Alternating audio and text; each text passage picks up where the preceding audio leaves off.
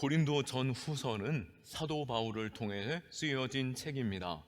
고린도 교회에 여러 가지 직면하고 있는 문제들에 대해서 사도 바울은 다루게 되었고, 그들을 책망하기도 권면하기도 하며 교회가 든든히 설 수 있도록 말씀을 전하고 있습니다.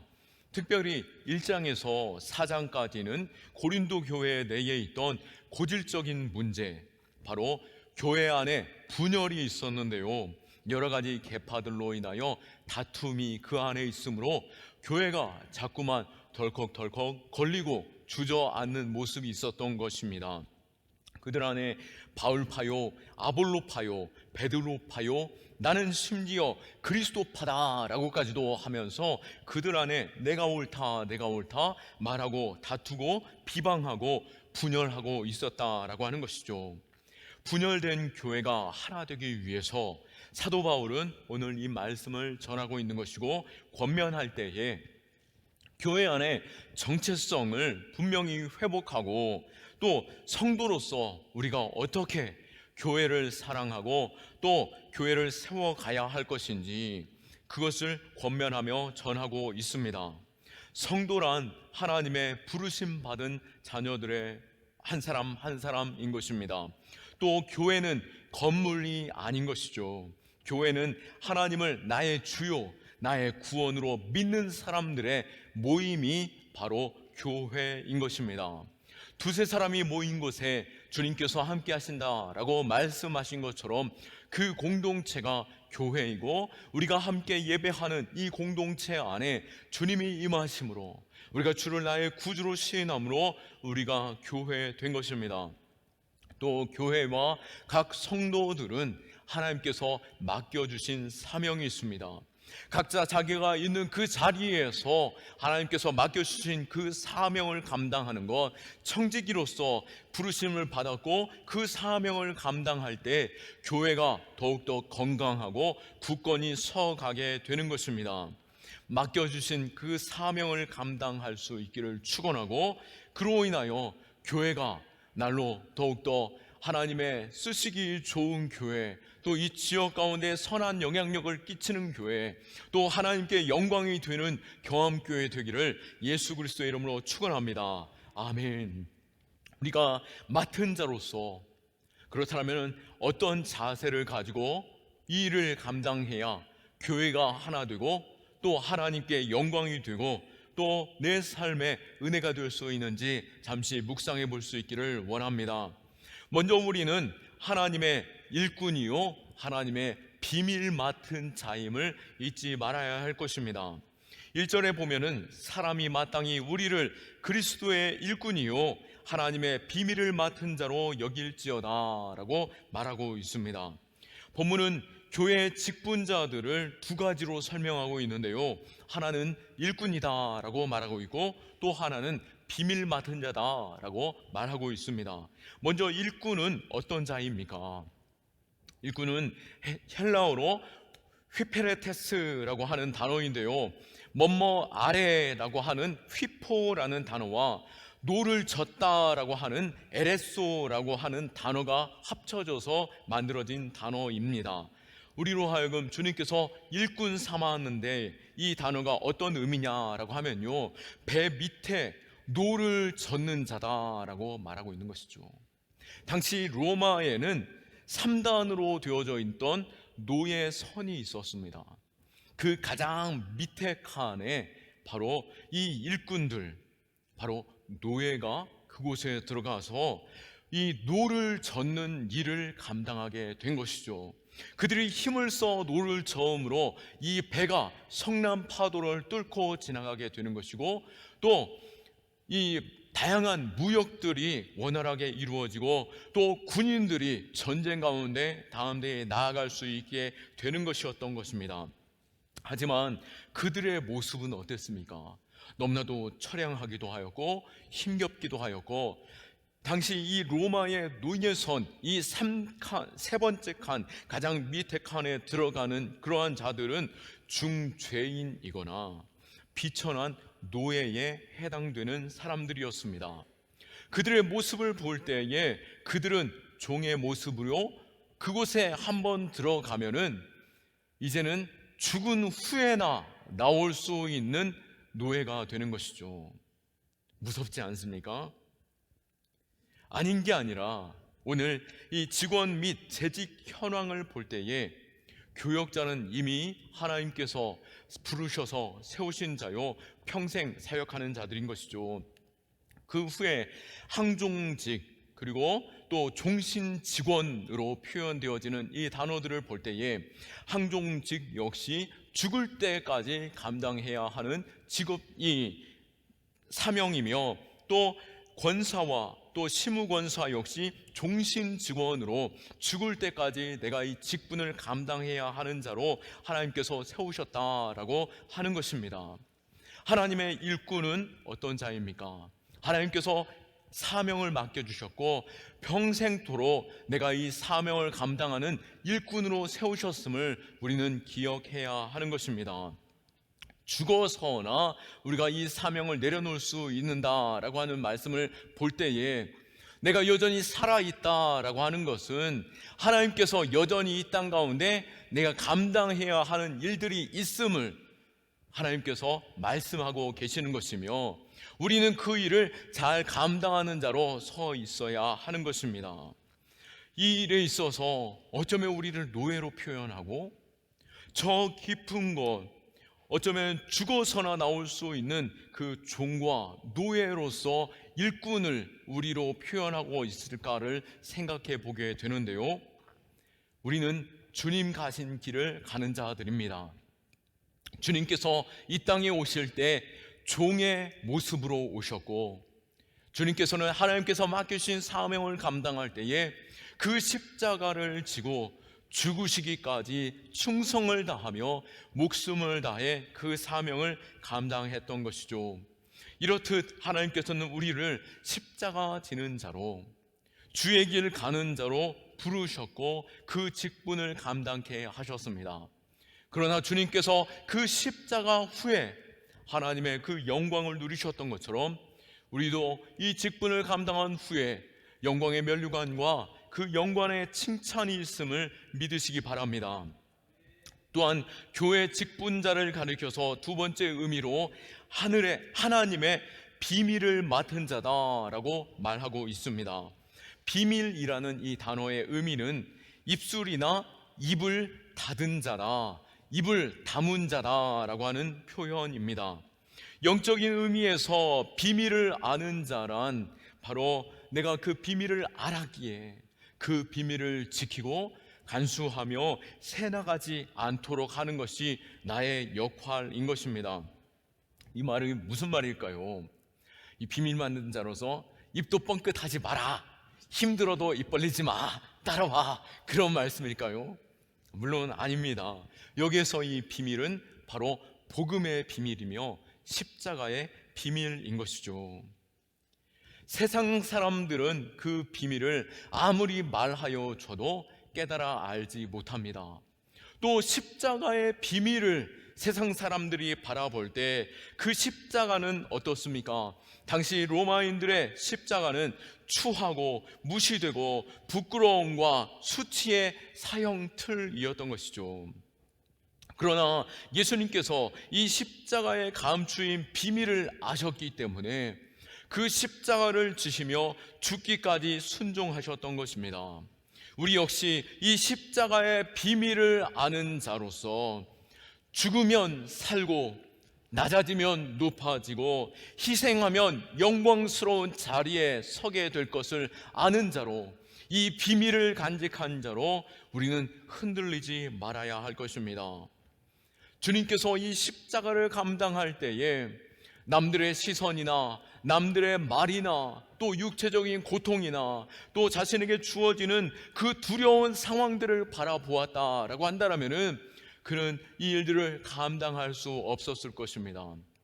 물론 두려웠고 하나님 앞에 이 잔을 내게서 옮겨주시기를 구하기도 하셨습니다. 그럼에도 불구하고 또 십자가상에서도 철저하게 엘리 엘리 라마 사박다니, 하나님 하나님 어찌하여 나를 버리시나이까 라고 고백을 하면서 하나님의 철저한 외면과 거절을 느끼는 가운데 그 십자가를 감당했던 것이죠. 그럼에도 불구하고 그 십자가를 감당할 수 있었던 이유는 무엇입니까? 예수님께서 그 비밀을 알고 계셨기 때문입니다. 그 비밀은 바로 지금 당장 눈에 보일 때는 그게 고난이요 고통이며 절규이고 또 정말 추하고 수치스럽고 죽음의 두려움과 공포 속에 있지만, 그 십자가 후에 누리게 될 영광을 바라볼 때 이 일조차 주님께서 감당하게 되신 것이죠. 우리 역시 이 십자가의 비밀을 아는 자로서 내게 맡겨주신 사명 믿음으로 잘 감당할 수 있기를 축원합니다. 물론 일 자체를 두고 얘기하는 것이 아닙니다. 때로는 쉴 수도 있는 것이고요, 때로는 내게 주신 그 은사를 발견하는 가운데 새로운 사역으로 옮길 수 있지만, 무엇보다도 하나님께서 내게 직분 주셨고 내가 감당할 자로 하나님께서 교회가 든든히 서고, 교회가 하나님의 그 거룩한 사명을 감당하는 교회로서 내가 무엇을 해야 할 것인지 끊임없이 기도하고 묻고 하나님 맡겨주신 그 사명을 잘 감당할 수 있기를 축원합니다. 오늘 이 비밀을 말씀하였고, 그렇다면 이 맡은 자로서 오이코노무스라고 하는 이 맡은 자의 이 단어는 관리하는 자입니다. 집안이나 어떤 공동체의 행정을 관리하거나 재정을 관리하는 청지기의 역할인 것입니다. 그는 주인의 의식과 주인 의식과 또 책임을 가지고 이 일들을 감당하는 것이죠. 자신이 주인의식이 없이 책임감 없이 이 일을 감당한다라고 한다면 어찌 충성된 자다라고 말할 수 있고 직무를 잘 감당하는 자라고 말씀할 수 있겠습니까? 또 이 청지기는 당시에 이 청지기의 역할은 그 가정에서 대를 잇는 자를 가르치는 후견인으로서 세워진 자이기도 합니다. 다시 말해 교회의 미래를 책임지고 있는 자다라고도 말할 수 있는 것이죠. 내가 그 자리에 든든히 서 있어야만이 교회가 더욱더 견고하게 서고 미래가 보장되어지고 하나님께서 그 교회를 끊임없이 들어 사용하는 것임을 우리는 아는 가운데, 내가 이 자리에 서 있을 때 내 현실에서의 그 아픔뿐만 아니라 주님께서 십자가 후에 얻게 될 그 영광을 바라보고, 또 주님께서는 구원받을 백성들, 또 든든히 서가는 교회들, 온 땅에 충만한 그 복음을 바라보시면서 그 일들을 감당하셨던 것이죠. 내가 희생하고 낮아지고 종의 모습까지, 그 비천한 모습까지 낮아짐으로 인하여 그 비밀을 알므로 그 일들을 잘 감당하고 또 영광을 돌릴 수 있었던 것입니다. 그렇기에 직분은 어쩌면 우리가 으쓱하거나 폼을 잡는 자리가 아니라 주님과 함께 그 십자가를 지는 자리요, 낮아지고 또 낮아지는 그 자리에서 비밀을 아는 자로서 이 땅에서의 영광이 아니라 하나님의 나라에서의 영광을 바라보며 서는 자임을 아실 수 있는 저와 여러분들 되기를 축원합니다. 두 번째로, 이 하나님의 교회가 든든히 서는 것에 있어서 성도는 어떤 일을 감당해야 합니까? 이 일에 있어서 영광스러운 직분을 맡은 자로서 우리는 충성을 다하는 자로 서야 할 것입니다. 그렇다면 청지기들에게 요청하는 것, 그것이 무엇이다 라고 말하고 있습니까? 2절 말씀에 볼 때에 그리고 맡은 자들에게 구할 것은 충성이니라 라고 말씀하고 있습니다. 충성의 의미가 무엇이겠습니까? 이 충성이라는 단어는 믿을 만한 자, 신실한 자다라고 하는 것이죠. 물론 사람에게 충성하는 것도 아니요, 또 어떠한 교회의 조직에 충성하는 것이 아닐 것입니다. 하나님께 충성하는 것이고, 하나님께서 부르시고 하나님께서 세우시고 하나님께서 맡겨주신 사명이기에 그 일에 있어서 죽기까지 충성하는 것입니다. 하나님의 청지기로서 요구되는 것, 무슨 거창한 세상의 지혜나 또 세상에서 웅변하는 것이나 용기나 어떠한 학식을 표현하는 것이 아닙니다. 하나님께서 맡겨주신 것에 있어서 신실함과 성실함으로 내가 이 일들을 감당할 때에 하나님의 성품, 예수 그리스도께서 감당하셨던 그 일들을 생각할 때 예수님의 그 마음을 우리는 돌아볼 수 있는 것이죠. 하나님의 성품을 가장 잘 대변하고 표현할 수 있는 단어는 바로 신실함, 바로 성실함이 아니겠습니까? 내일 아침이면 동쪽에서 태양이 떠오르는 것처럼 하나님은 변함없이 우리와 함께 하시고 택하신 백성을 결코 버리시지 아니하시고 우리를 도우시며 힘을 더하시는 분이시고 또 우리에게 하나님의 약속대로 축복하시는 분이심을 믿으시기 바랍니다. 이와 같이 우리는 하나님의 백성으로, 하나님의 성도로서 하나님의 성품과 예수님의 그 성품을 따라 신실함과 성실함으로 맡겨주신 사명을 감당하는 것, 그것이 우리 안에 있어야 할 것입니다. 이 세상은 어떻습니까? 변화무쌍하고 성공지향적이며 신실함과 성실함을 가진 자, 또 최선을 다하는 자, 그들을 향하여서 때로는 조금 더 쉬운 길로 가지 않겠냐, 또 대세를 따르는 것이 옳지 않겠느냐, 또 그렇게 묵묵히 묵직하게 가는 것, 그건 이전에나 좋은 일인 것이지 지금은 바보처럼 여겨진다라고까지도 말하는 우스운 세상이 되어버렸다라고 하는 것이죠. 융통성 없다라고 하는 말까지 듣게 되는 그러한 시대를 우리는 살고 있다라고 하는 것입니다. 그러나 분명한 것은 무엇입니까? 주님께서도 결코 십자가 앞에서 물러서지 않았고 뚜벅뚜벅 그 십자가의 길을 가셨던 것처럼 우리에게 찾으시는 그 바라시는 바람은 바로 충성이며 주님 닮아 성실함으로 신실함으로 그 일을 감당하는 것입니다. 그렇기에 우리는 맡은 자로서 예수 그리스도를 닮는 것, 예수님께서는 어떻게 하셨을까? 우리는 끊임없이 자신에게 묻는 가운데 청지기의 직분을 감당해야 할 것입니다. 우리가 맡은 자로서 예수 그리스도를 닮는 자로 서는 그 일은 우리는 복음을 우리가 바라보고 복음이 내 안에 심장이 되고 복음으로 우리는 그 일들을 감당하는 것입니다. 복음은 무엇입니까? 바로 죽은 자를 살리는 것이 복음이며 영원하신 하나님의 나라를 바라보는 가운데 죽기까지 순종하며 나아갈 때 하나님께서 다시 살리시는 그 부활의 영광을 바라보며 나아가는 것이 바로 복음인 것입니다. 우리는 교회 직책이 무슨 권세나 출세의 자리나 또 우리 내 인생에 있어서 내가 이 자리에 한번 서보는 것, 그것으로 내가 생각하면서 한을 푸는 것이 아니다라고 하는 것이죠. 우리는 주님의 심장을 가지고 복음을 품는 그 심정으로 내가 죽어지고 또 살아있는 복음, 내 삶을 통하여서 복음이 드러날 수 있도록 나를 끊임없이 돌아보며 바로 세우는 것, 그것이 바로 우리 안에 있어야 할 것입니다.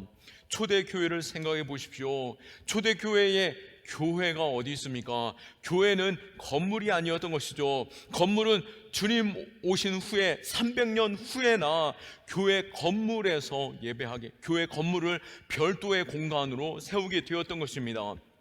그러한 또 별도의 프로그램도 없었습니다. 그러나 초대교회가 세상을 뒤집어 놓는 그 일들을 감당할 수 있었던 것은 그들 안에 복음이 심장이 되어 뜨겁게 불타오랐고 목숨조차 아끼지 않았고 죽은 자조차 살리시는 또 부활의 첫 열매 되신 예수 그리스도를 바라보면서 그 일들을 감당하였다라고 하는 것이죠. 우리가 세상 바라보지 아니하고 세상의 가치를 두지 아니하고 오직 주님 바라보며 주의 길 갈 수 있기를 축원합니다. 그러기에 맡은 자는 충성을 다하고 또 우리는 이 땅에서 무엇에 충성해야 합니까? 사람을 바라보는 것이 아니라 유한한 가치를 두는 것이 아니라 영원한 가치를 두고 결과에 하나님께 맡겨드리고 주님께 맡겨드리면서 우리는 직분을 감당하는 자 되어야 할 것입니다.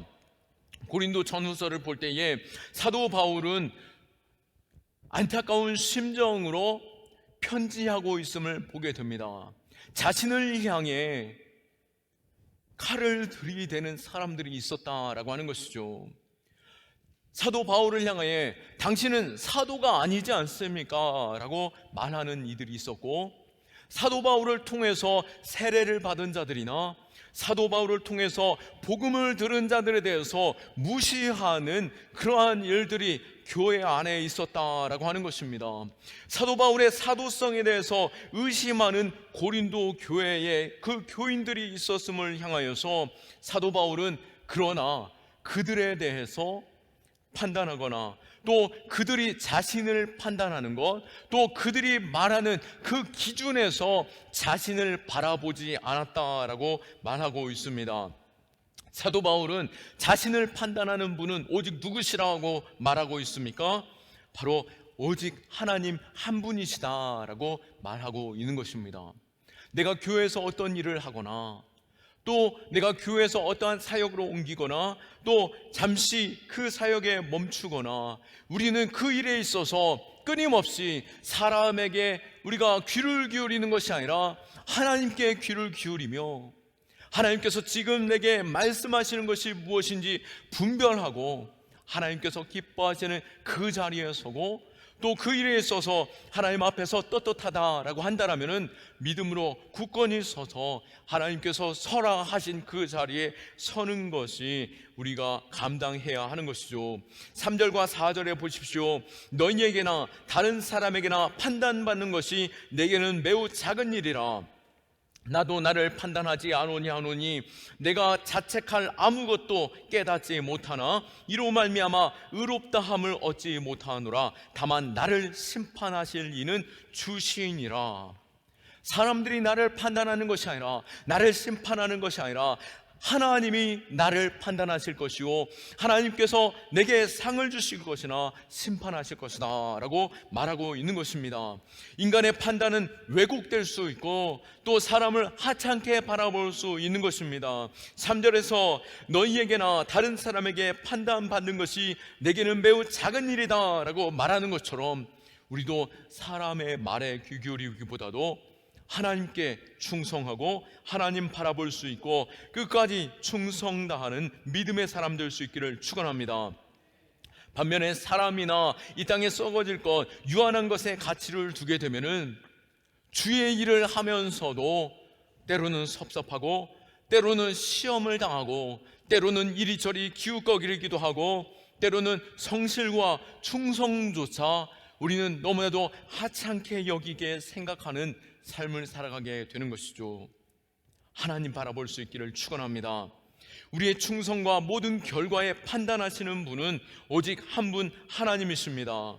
충성된 자는 사람에게 연연하지 않고 하나님을 바라보고 오직 부르신 자의 눈치를 살피는 것이지 우리와 주변에 있는 사람의 눈치를 살피게 되면은 결코 우리가 어디로 가야 하는지 어떤 길로 가고 있는지 알지 못하게 되는 것입니다. 이전에 한 번쯤은 들어본 얘기일 것입니다. 한 아버지가 아들과 함께 길을 가고 있는데요, 한 마을에 들어갈 때 아버지가 나귀를 타고 아들이 고삐를 붙잡고 그 동네를 지나가고 있었습니다. 그 동네에 지나갈 때 웅성거리는 소리가 들렸습니다. 아이고 저 어린 것이 나귀에 태워놓고 어린 것을 나귀에 태우고 아버지가 끌어야 되지 않나 라고 하는 소리를 듣게 된 것이죠. 아버지의 얼굴이 붉어졌습니다. 그 동네에서 내려와 이제 아들을 안치고 다음 동네로 지나가게 되었습니다. 그 동네에서 또 사람들의 웅성거리는 소리가 들립니다.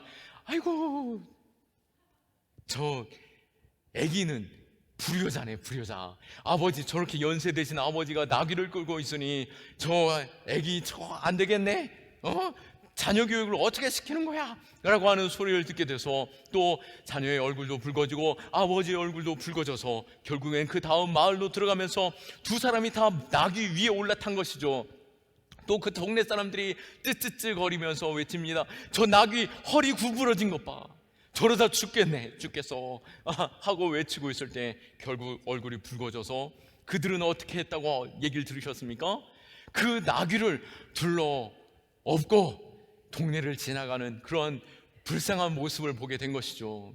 결국 사람에게 귀 기울이게 되면은 내가 어디로 가야 될지 알지 못하는 가운데 있게 되는 것입니다. 우리는 하나님 바라볼 수 있기를 원하고, 또 하나님께서 맡겨주신 사명을 감당할 때에 누구의 판단으로 서는 것이 아니라 하나님의 판단 가운데 설 때에 결과적으로 하나님께서 충성한 자에게 칭찬하시고 영광이 면류관 얻게 하심을 믿으시기 바랍니다. 5절 말씀에 보면 그러므로 때가 이르기 전 곧 주께서 오시기까지 아무것도 판단하지 말라. 그가 어둠에 갇힌 것을 드러내고 마음의 뜻을 나타내시리니 그때에 각 사람에게 하나님으로부터 칭찬을 얻으리라. 아멘. 그 마음을 살피시는 분, 그 형편과 또 상황 속에서 우리의 행동의 의미를 아시는 분, 하나님께서 판단해 주시고 하나님께서 칭찬하실 것을 우리는 바라보며 맡겨주신 사명 잘 감당할 수 있기를 원하고, 그 사명으로 교회가 든든히 서가고 이 땅 가운데 하나님의 복이 흘러가는 축복의 통로 경암교회로 굳건히 설 수 있기를 예수 그리스도의 이름으로 축원합니다. 아멘. 우리 하나님께 영광의 박수 올려드리겠습니다.